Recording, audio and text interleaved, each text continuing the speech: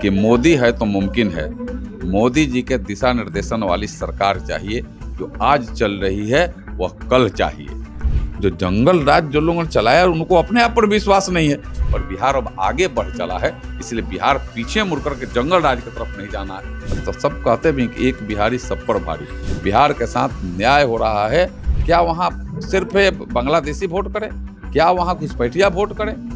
जिधर चलिए लोग संगीन माने हथियारों के झुंड और हथियारों के साथ चलते थे। यूं तो किसी पहचान की ज़रूरत नहीं है। जनार्दन सिंह सेगरीवाल नाम है, बिहार के महाराजगंज से सांसद हैं, फिलहाल दिल्ली में हैं, एक खास कार्यक्रम में पहुंचे हैं। बिहार संगम नाम है। सर, बिहार संगम को लेकर के क्या कहेंगे आप? देखिए, बिहार संगम एक ऐसा प्रयास है जो चाहता है, जो इसके मन में भाव है कि सबका साथ हो, सबका विकास हो, सबका विश्वास हो। इस सबके प्रयास से इस बिहार संगम का एक जो पृष्ठभूमि है उसके अंदर यह छिपा हुआ है कि बिहार का कोई भी निडी व्यक्ति जिनको कोई आवश्यकता हो, चाहे वो इलाज की आवश्यकता हो, चाहे कहीं रेंडम कहीं रह गए तो उनको रुकने की आवश्यकता हो, चाहे कहीं कोई रोजगार से जोड़ने की आवश्यकता हो, वो सब में एक सहयोगी की भूमिका अदा करे, सब में एक सहयोगी के जैसा, एक पिलर के जैसा खड़ा रहे। या बिहार संगम का फाउंडेशन उस नींव पर, उस सोच पर अड़ा हुआ। मैं तो यह विश्वास करता हूँ कि जहाँ फाउंडेशन का हम ईंट रख रहे हैं आज, अगर ईंट पर यह खड़ा अगर हो गया तो यह दिल्ली का ही सिर्फ यह नहीं रह जाएगा, यह संगठन यह पूरे देश का बन जाएगा। और जहाँ देश में किसी भी राज्य में जाएंगे तो बिहार संगम के नाम से इसकी एक अलग पहचान बन जाएगी। यह सारे यह संगठन के लोग, इस संस्था के लोग बिहार वासियों के लिए एक समझिए कि एक मील का पत्थर साबित होने लगेंगे। उनके समस्याओं के निदान के एक पहचान बन जाएंगे। और तब प्रधानमंत्री जी का वो सोच, सबका साथ, सबका विकास, सबका विश्वास, हम सबके प्रयास से वो सफल हो जाएगा।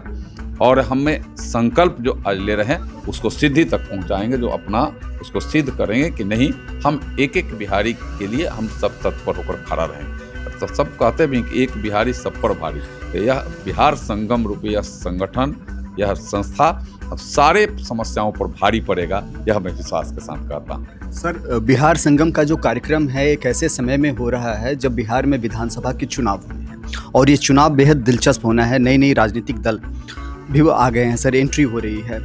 बिहार में बीजेपी बड़ा भाई के रोल में अभी भी रहा है। सर, मुख्यमंत्री इस बार बीजेपी से होंगे या फिर मुख्यमंत्री तो हमारे पहले घोषित हैं नीतीश कुमार जी।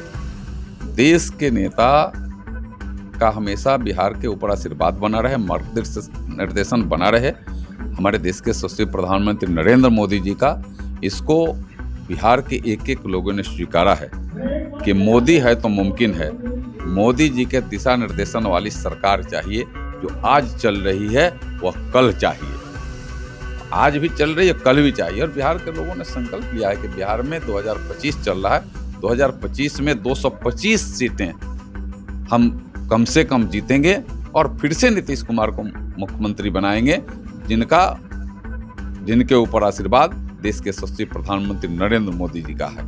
तो हम बिहार को मजबूत करना चाहते हैं, बिहार को विकसित बिहार बनाना चाहते हैं, बिहार के समस्याओं को निदान करना चाहते हैं, बिहार के नौजवानों को रोजगार से जोड़ना चाहते हैं। तो इसके लिए मोदी है तबे मुमकिन है, और मोदी हैं तो फिर नीतीश कुमार भी हैं। यह हमें संकल्प लेकर के चलना। सर, एक ज़माना था जब कहा जाता था कि बिहार में बहार है, नीतीश कुमार है, लेकिन बहार आजकल बदमाशों की है सर। हॉस्पिटल में घुस जाता है बदमाश और गोली मार देता है। मैं आपको बताऊं कि कोई भी अपराधी, पहले और आज में सबसे बड़ा अंतर यह है, पहले वहाँ राजद के सरकार में भी अपराध होते थे, लेकिन उसको संरक्षण सत्ता के गलियारे से होता था। उसके संरक्षक सत्ता के गलियारे में बैठे रहते थे। और आज अगर कहीं अपराध हो भी गया तो सत्ता के गलियारे से कठोर कार्रवाई होती है, कानून काम करता है और उसे इनकाउंटर किया जाता है। और जहाँ कह रहे हैं वह कोई बदमाश आज बचा नहीं। और जो जिसकी हत्या भी हुई, अपराधियों के आपसी लड़ाई की हत्या है, जिनकी हत्या भी हुई है हॉस्पिटल में, वह भी बड़े अपराधी थे, छोटे अपराधी नहीं थे। तो अपराधियों के बेहद में, लेकिन जो उसके बाद भी जिन अपराधियों ने किया उसको भी ऑपरेशन लंगड़ा के तहत उनके भी पैर तोड़ करके रख दिया गया है, माने विदिन एक घंटा। हम लोग सर बिहार भी जाते हैं, घूमते हैं अलग अलग क्षेत्रों में। योगी मॉडल की बड़ी डिमांड होती है सर। जो ऑपरेशन लंगड़ा की जो आप बात कर रहे थे, कहीं ना कहीं वो योगी मॉडल से मिलता जुलता है, क्या कहेंगे? देखिए, योगी जी तो एक पूरे देश के लिए आइकॉन हो गए हैं। खास करके अपराध को रोकने के लिए हर जगह होता है, आप घूम रहे हैं, सही कह रहे हैं, लेकिन बिहार भी उससे पीछे नहीं रहेगा, क्योंकि बिहार का और उत्तर प्रदेश का बॉर्डर बहुत लगा हुआ है, रहन सहन, हाव भाव, बोल चाल भी एक है। तो अगर आवश्यकता वहाँ पड़ेगी तो वहाँ भी हमें लगता है कि मजबूती से जैसे इनकाउंटर हुआ, आप देखे ही होंगे कितने देर के अंदर हो गया और कितने घंटे के अंदर ऑपरेशन लंगड़ा हो गया। तो वहाँ आवश्यकता अगर पड़ रही तो वहाँ करेंगे। ऐसे बिहार के मुख्यमंत्री हमारे सुशासन बाबू के नाम में लोग उनको जानते थे, जिस जंगल राज से बिहार को उबार करके लाए। मैं तो सौभाग्यशाली हूँ कि प्रथम सरकार बनी तो उसमें मुझे भी उस कैबिनेट के एक सदस्य के रूप में मुझे रहने का मौका मिला और मैंने देखा नज़दीक से किस तरीका से बिहार की स्थिति थी। जिधर चलिए लोग संगीन माने हथियारों के झुंड और हथियारों के साथ चलते थे।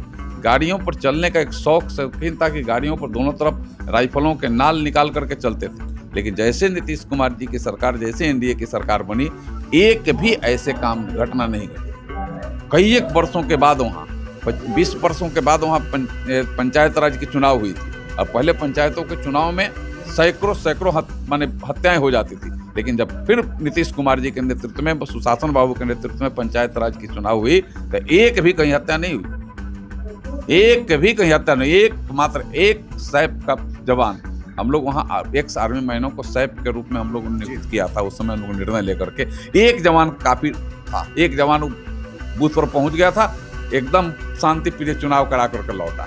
पहले वहाँ बक्से लूट लिए जाते थे, जाकर के बक्सा में जो पड़ता था लोग उसको जाली को बोकस कर देते थे, वहाँ स्याही डाल देते थे, उसको उठा लेकर नदी में फेंक देते थे। लेकिन सारे चीज़ों से निजात बिहार को मिल गया है और बिहार अब आगे बढ़ चला है। इसलिए बिहार पीछे मुड़ कर के जंगल राज की तरफ नहीं जाना चाहता है, न बिहार के नौजवान जाना चाहते हैं। इसलिए बिहार को आगे बढ़ाने के लिए हमें फिर से नीतीश कुमार ही चाहिए और फिर से जो मोदी है तो मुमकिन है, मोदी का ही संरक्षण और मोदी का आशीर्वाद ही और मोदी का दिशा निर्देशन वाला ही बिहार चाहिए। एक आखिरी सवाल सर, वोटर वेरिफिकेशंस को लेकर के बिहार विधानसभा से लेकर के संसद तक में हंगामा है सर, विपक्ष की कार्यविधि जैसी भी है, आप उस बारे में क्या कहेंगे? देखिए, वो बेतुकी बात है, कहीं अब हम इलेक्शन कमीशन पर भी विश्वास करें।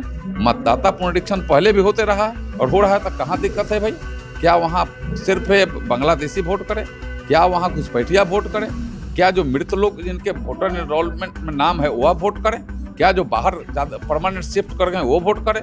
क्या जिनको डबल जगह पर नाम है वो वोट करें? ये लोग क्या चाहते हैं जरा एक बार बताओ तो, किनको चाहते हैं? बता कुछ नहीं रहे, अगम्मा कर रहे हैं। बताओ तो भाई, आखिर तुम क्या चाहते हो कि जो मृत लोग हैं वह लोग वोट करें?